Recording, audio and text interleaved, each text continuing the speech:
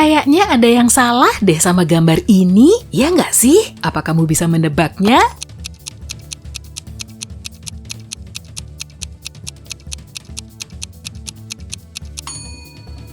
Mayoritas tuas pemutar jam tangan dipasang di sebelah kanan. Detektif Haris ditugasi kasus baru lagi. Ada mobil yang telah nabrak jendela restoran ini sampai kacanya pecah. 2 orang kemudian ditetapkan sebagai tersangka yang masing-masing bernama Yuli dan Dani. Tapi keduanya malah saling menuduh. Apa kamu tahu siapa yang bohong?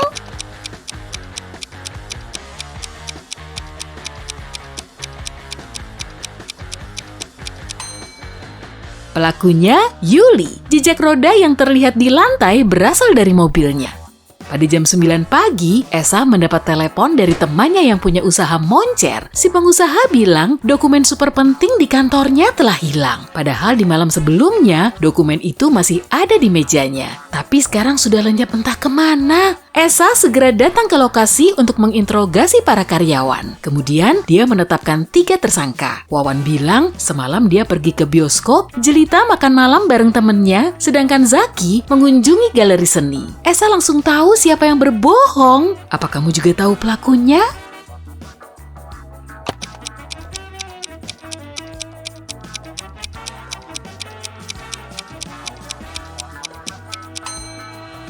Udah pasti Wawan lah, tiketnya belum dirobek tuh. Berarti dia nggak masuk ke bioskop.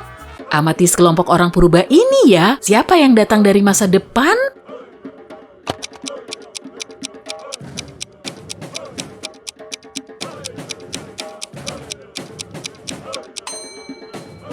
Cowok yang bawa air, tangannya juga megang senter. Citra lagi asik baca buku. Karena terlalu semangat saat ngebalik buku, halaman 7, 8, 100, 101, 333, dan 334 malah robek. Berapa lembar yang harus dia perbaiki?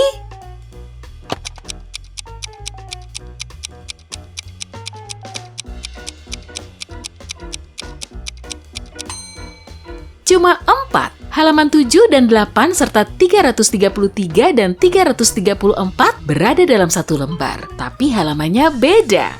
Olivia menelpon polisi karena seseorang telah membobol rumahnya, mengikat tubuhnya, lalu menggasak semua uang dan barang berharganya. Saat polisi datang, pintunya sudah terbuka. Tubuh Olivia memang terikat di kursi, tapi para petugas nggak percaya dengan ceritanya. Kenapa?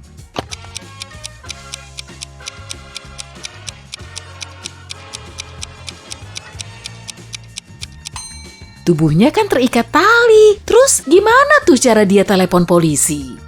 Natalia baru pulang dari Thailand sambil membawa patung porselen mahal. Kemudian, dia ngadain pesta meriah dan ngundang semua temannya biar dia bisa cerita-cerita soal pikniknya itu. Setelah puas menikmati pesta, semua teman Natalia segera pulang dan saat itulah dia baru tahu kalau patungnya telah hilang. Dia menghubungi polisi dan memperlihatkan sejumlah foto yang dia ambil selama pesta itu. Salah satu polisi langsung tahu siapa yang nyuri patung itu. Apa kamu juga tahu?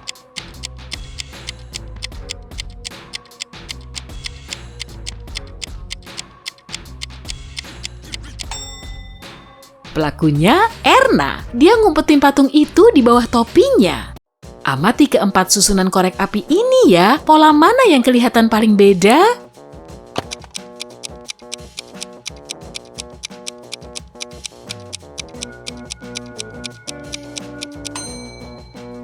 Susunan nomor 3. Di susunan korek api lain, kotaknya ada 2. Tapi di susunan nomor 3 cuma ada 1.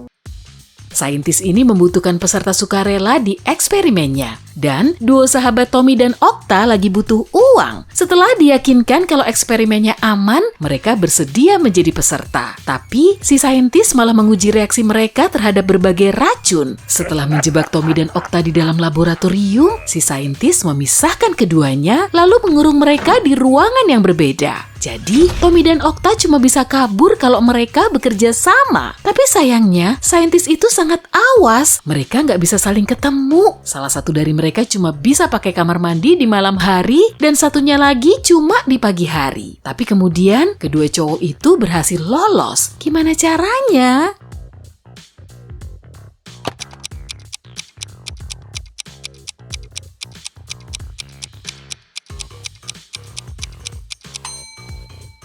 Mereka nulis pesan di cermin kamar mandi menggunakan tangan. Tulisannya akan bisa kebaca dengan menghembuskan nafas ke permukaan cermin. Dalam sehari, aku berkali-kali nyukur kumis, motong rambut, dan keramas. Tapi rambutku tetap saja tumbuh lebat. Siapakah aku?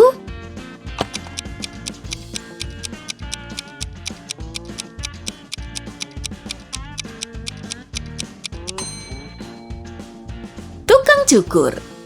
Adam masih dalam perjalanan pulang saat malam sudah larut. Di tengah jalan, bensinnya hampir habis, lalu dia berhenti di pom bensin untuk isi bensin dan beli snack. Di dalam toko, ada kasir dan satu pelanggan berpakaian hitam. Saat Adam mau membayar, si kasir bilang totalnya Rp505.000. Adam segera membayarkan uangnya, keluar toko, dan menelepon polisi untuk melaporkan kondisi darurat. Kenapa dia malah lapor polisi?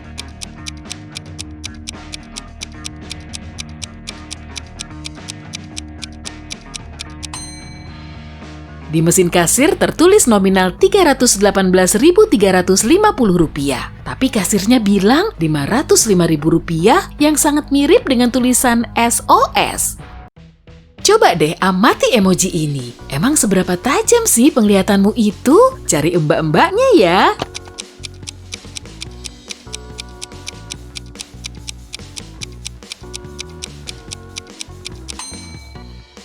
Wah, bener, dia ada di sebelah kiri.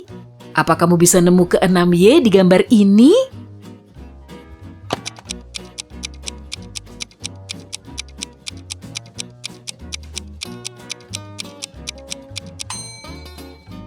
Tada! Mantap!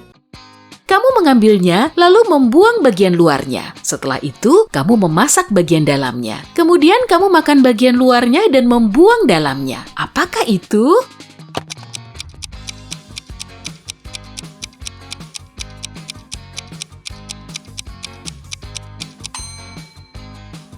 Oh, jagung rebus. Nasrul terbangun di ruang bawah tanah yang gelap. Di atas meja cuma ada satu lilin yang menyala. Di salah satu dinding ada 3 pintu dan di tepi meja tergantung 3 kunci. Dia perlu nyoba berapa kali biar kunci di masing-masing pintu sesuai.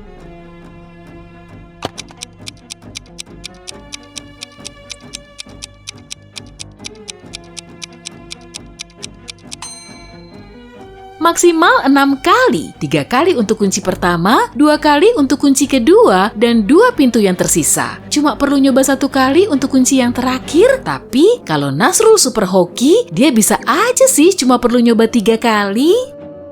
Lihatlah kata-kata ini, salah satunya kelihatan paling nyeleneh. Apa kamu tahu yang mana? Pertama, kedua, ketiga, keempat, kelima, keenam, ketujuh, kedelapan, 9, 10, 11, 12, 13, 14, 15, 16.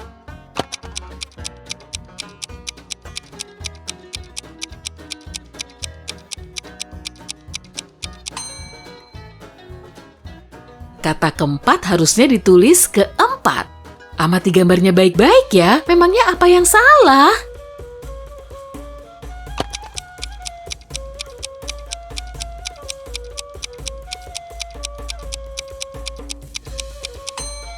Gak ada bayangannya. Lucky diminta mamanya untuk belanja bahan makanan. Sang mama kemudian memberikan daftar belanja dan kartu ATM-nya, tapi wanita itu tahu kalau Lucky sangat pelupa. Makanya dia juga ngasih Lucky catatan kecil buat jaga-jaga kalau dia lupa nomor PIN kartu ATM mamanya. Dan emang iya, saat berdiri di meja kasir, Lucky lupa PIN-nya. Cowok itu kemudian mengeluarkan catatan dari sakunya dan langsung mengingat PIN-nya. Emang PIN-nya berapa sih kalau catatan itu cuma bergambar lalat, kucing, manusia, dan ular?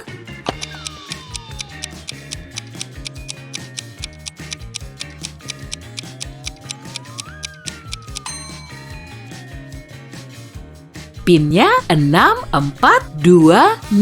Lucky cuma perlu ngitung jumlah kakinya. Angka berapa yang nggak ada di deret ini?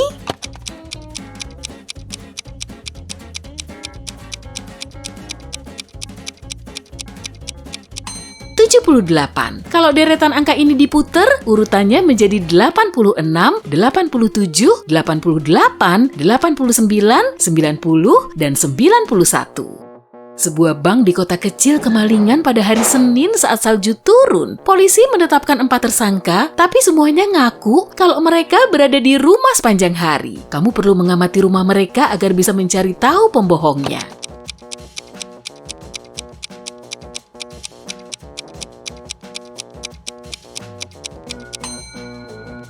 Ricky, dia pasti baru aja pulang tuh. Mobilnya terparkir di dekat rumah setelah salju menghalangi jalan masuknya. Kamu cuma perlu mindahin 2 batang korek api biar kotaknya menjadi 2. Tahu caranya kan?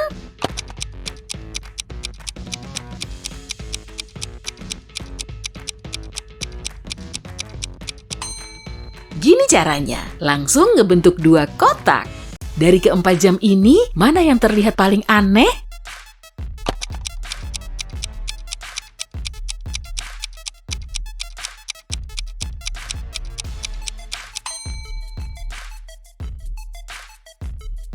Jam C, angka 8-nya ada di posisi angka 7. Joni hobi banget minta teman-temannya buat mecahin semua teka-teki kocaknya. Kalau jawabannya benar, dia akan ngebantu mereka mengatasi semua masalah. Suatu hari, Danu minta tolong Joni untuk ngerjain soal ujian matematikanya. Jadi, Danu harus bisa ngejawab teka-teki Joni terlebih dulu. "Apa huruf keempat dalam alfabet?" tanya Joni. "Apa kamu tahu jawaban yang benar?"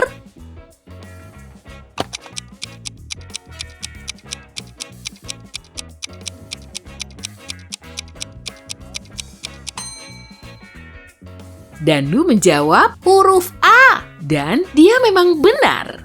Tapi ngebantuin Danu ngerjain soal ujiannya kok sulit banget ya. Kemudian Joni minta Danu untuk mecahin 1 teka-teki lagi. "Cewek ini berkendara dari Tangerang menuju Denpasar selama 2 hari. Tapi salah satu ban mobilnya bocor. Tapi kok dia tetap bisa sampai ke Denpasar?" Danu berhasil mecahin teka-teki ini. Apa kamu juga bisa?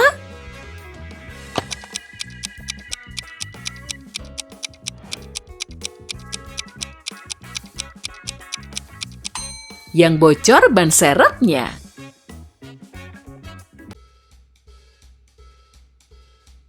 Detektif Kamal lagi menangani kasus rumit, tapi suatu hari dia menghilang. Para rekannya nemu catatan berkode di mejanya. Polisi kemudian menetapkan 3 tersangka, yaitu Mira, Susana, dan Emily. Siapa yang punya informasi tentang hilangnya detektif itu?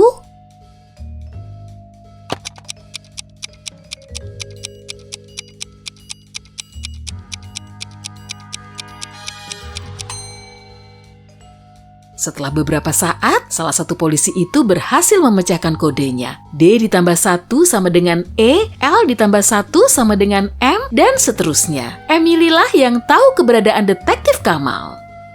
Arga ditahan musuhnya di menara setinggi 45 meter.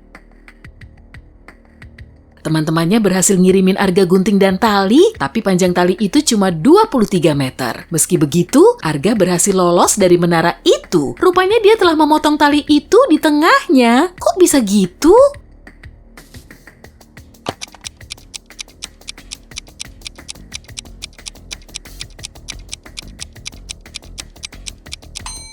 Cowok itu memang memotong talinya di tengah, bukan melintang loh, tapi memanjang. Kemudian dia mengikat kedua ujungnya untuk menuruni menara. Arif mengarahkan telunjuknya ke seorang cewek yang dia lihat di jalan sambil bilang, "Dia anak satu-satunya anak kakekku." Jadi cewek itu siapanya Arif sih?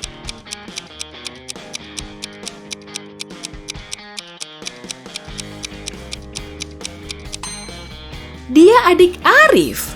Saat lagi jalan-jalan santuy, Detektif Harun tiba-tiba mendengar suara orang menjerit. Dia langsung mendekati sumber suara untuk ngecek dan rupanya ada orang yang menjamret tas wanita lansia dan pelakunya langsung kabur. Detektif Harun langsung berlari menuju ke arah yang ditunjukkan para saksi. Setelah berbelok di sudut jalan, dia melihat 3 pintu rumah. Dia pun mengetuk pintu pertama. Bayu, si pemilik rumah, segera membukakan pintu. Dia beralasan kalau dia baru aja kembali dari jogging jauhnya. Cowok yang membukakan pintu kedua bernama Joko. Dia bilang dia baru aja main basket di belakang gedung itu. Rumah ketiga dihuni oleh Wira, seorang pemusik. Dia baru saja menggubah lagu. Setelah menanyai ketiga orang ini, Detektif Harun langsung tahu siapa pelakunya. Apa kamu juga tahu?